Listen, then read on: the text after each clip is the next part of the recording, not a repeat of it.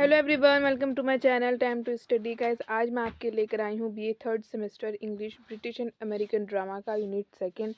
यानी कि गाइस आज की वीडियो में हम डिस्कस करने वाले हैं elements of drama. Unit second में हम डिस्कस करेंगे गाइस 10 टॉपिक्स हैं हमारे। फर्स्ट है ऑथोरियल इंट्रूजन, सेकंड है कैकोफोनी, थर्ड है यूफोनी, फोर्थ है सर्कम्युलेशन, फिफ्थ है कॉन्फ्लिक्ट, सिक्स्थ है डिक्शन, सेवन्थ है एपिलोग एंड एट्थ है हमारा एपिथेट, नाइन्थ है यूफेमिज्म एंड टेंथ है हमारा मेलाप्रोपिज्म। ये सारे टॉपिक्स गाइज हम आज की वीडियो में कवर करने वाले हैं। तो गाइज आज की वीडियो बहुत इंपॉर्टेंट होने वाली है। एक ही वीडियो में मैं आपकी यूनिट सेकंड कंप्लीट करा दूंगी। सो गाइज बहुत ही ईजी वे में आज हम पढ़ेंगे इन सभी 10 के 10 टॉपिक्स को। तो चलिए अपनी वीडियो को स्टार्ट करते हैं।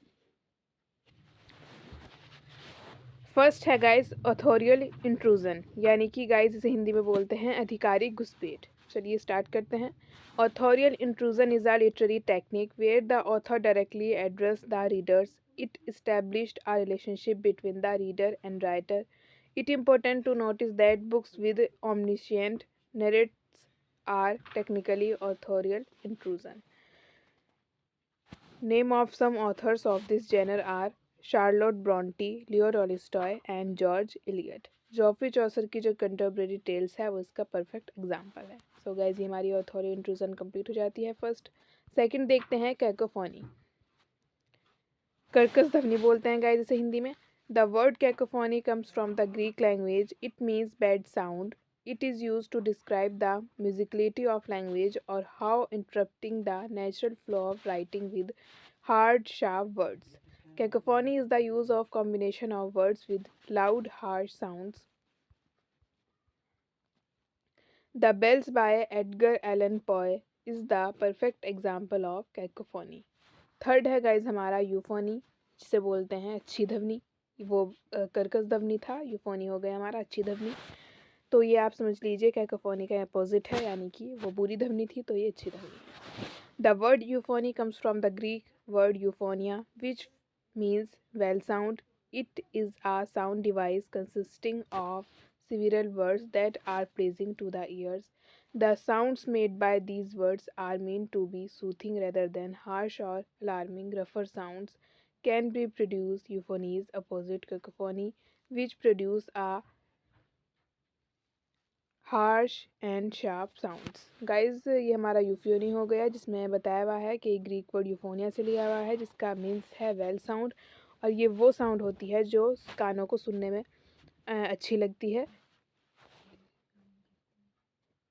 तो ये हो गया हमारा यूफोनी। कोकोफोनी गाइज बोलते थे जो कानों को आवाज़ बुरी लगती है, उसे हम कैकोफोनी बोलते हैं। और यूफोनी होता है वो जो हमारी कानों को आवाज़ अच्छी लगती है, वेल साउंड को यूफोनी बोलते हैं। तो एक दूसरे के अपोजिट हैं, आप इन्हें अच्छे से ये लर्न कीजिएगा गाइज। इस तरह के क्वेश्चंस एग्जाम में वेरी शॉर्ट में ज़रूर पूछे जाते हैं।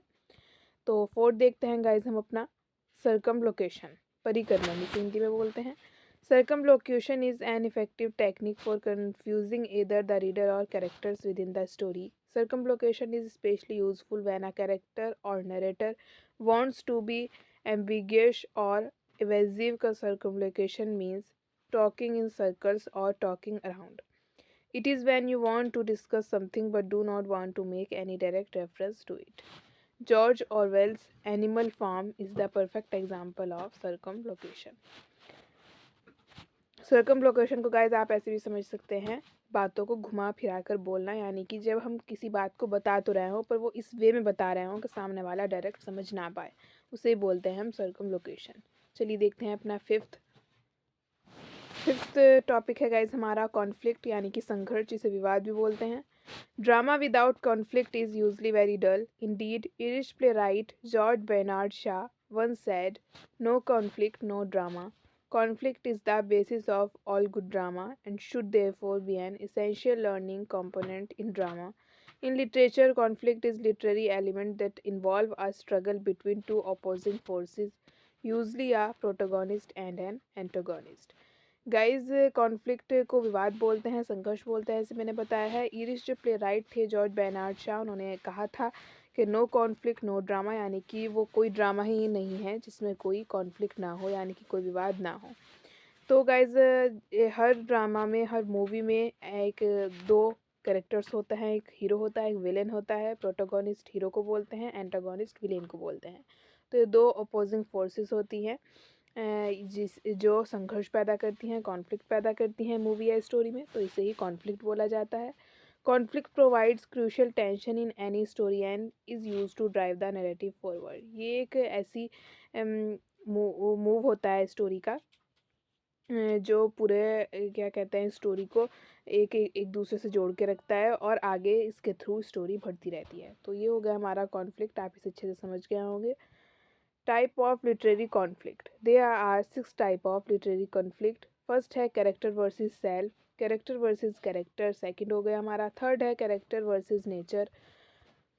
फोर्थ है कैरेक्टर वर्सेस सुपरनेचुरल। फिफ्थ है कैरेक्टर वर्सेस टेक्नोलॉजी। सिक्स्थ है कैरेक्टर वर्सेस सोसाइटी। तो ये हो गया गाइज हमारे कॉन्फ्लिक्ट। आई होप सो आप अच्छे से समझ गए होंगे। नेक्स्ट देखते हैं गाइज हम अपना डिक्शन, जिसे शब्द चयन बोलते हैं।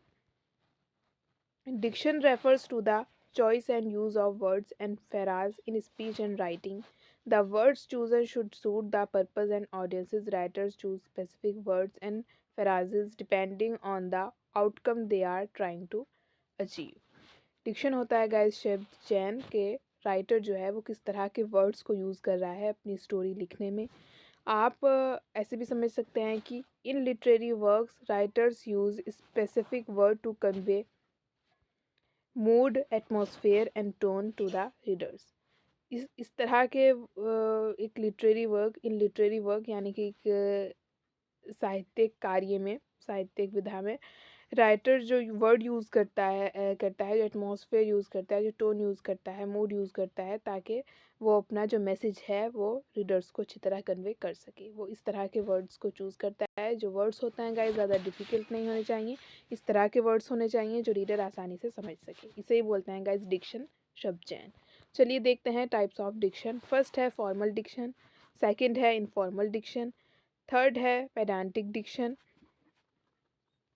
फोर्थ है कॉलोक्यूल डिक्शन, फिफ्थ है स्लैंग डिक्शन, सिक्स्थ है एब्स्ट्रैक्ट डिक्शन, सेवन्थ है कॉन्क्रीट डिक्शन, एट्थ है पोइटिक डिक्शन। सो गाइज ये हो गया हमारा डिक्शन। चलिए अपना नेक्स्ट 7 पॉइंट देखते हैं। एपिलॉग, जिसे कॉन्क्लूजन कह सकते हैं गाइज आप, उपसंहार जिसे बोलते हैं। An epilogue is a literary device that functions as a supplemental but separate part of the main story. It is often used to reveal the fates of the characters in a story and wrap any loose end. An epilogue is always set at some point in the future after the main event of the story have taken place. Thus, we can say that the perfect end of a story and the drama called a epilogue. ये हो गया guys हमारा epilogue. Next देखते हैं epithet, शिलालेख बोलते हैं इसे हिंदी में। An epithet is a literary device that describes a person, place, or thing by replacing it with a descriptive word or phrase. The word epithet comes from the Greek word epitheton, neuter of epithetas. We translate to added or attributed. An epithet is a written note simply on a stone about the life stage of a person, place, or a thing. ये हो गया guys हमारा epithet. 9 देखते हैं guys हम euphemism, व्यंजना जिसे हिंदी में बोलते हैं। Euphemism is a figure of speech commonly used to replace a word or phrase that is related to a concept that might make others uncomfortable. Euphemisms refer to figurative language designed to replace phrases that would otherwise be considered harsh, impolite, or unpleasant. This literary device allows for someone to say what they mean indirectly without using literal language. ये हो गया guys हमारा euphemism.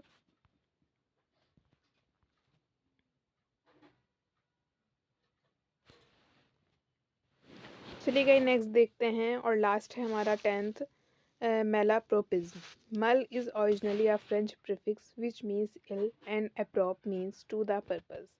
Malapropism is the wrong use of similar sounding words that result is a nonsensical and humorous expression. Malapropism can be humorous because they give rise to nonsensical statements. For example, for all intents and purpose is often turned into the malapropism. For all intensive purpose.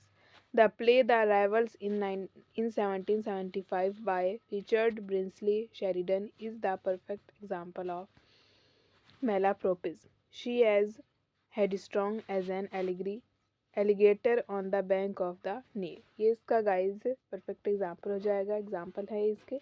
I hope so आपको बहुत अच्छे से समझ आ गया होगा guys. इसी के साथ हमारी यूनिट सेकंड कंप्लीट होती है, जिसमें अपने अपने पूरे के पूरे 10 टॉपिक क्लियर किए हैं। आई होप सो गाइज आपको किसी में भी कोई डाउट नहीं रहा होगा। बहुत इंपॉर्टेंट हैं गाइज ये सारे के सारे ही, क्योंकि इस तरह के क्वेश्चन वेरी शॉर्ट में ज़रूर पूछे जाते हैं हर साल। तो आई होप सो आपको यूनिट सेकंड अच्छे से क्लियर हो गई होगी। नेक्स्ट गाइज आगे की आने वाली वीडियो में हम डिस्कस करेंगे यूनिट थर्ड लिटरेरी टर्म्स, जिसमें हम बहुत ही इंपॉर्टेंट चीज़ें डिस्कस करने वाले हैं गाइज। तो आप चैनल से जुड़े रहिएगा। तो चलिए गाइज मिलती हूँ नेक्स्ट वीडियो में नए टॉपिक के साथ। अब तक के लिए good bye, thanks for watching and don't forget to like share and subscribe. Thanks for watching again.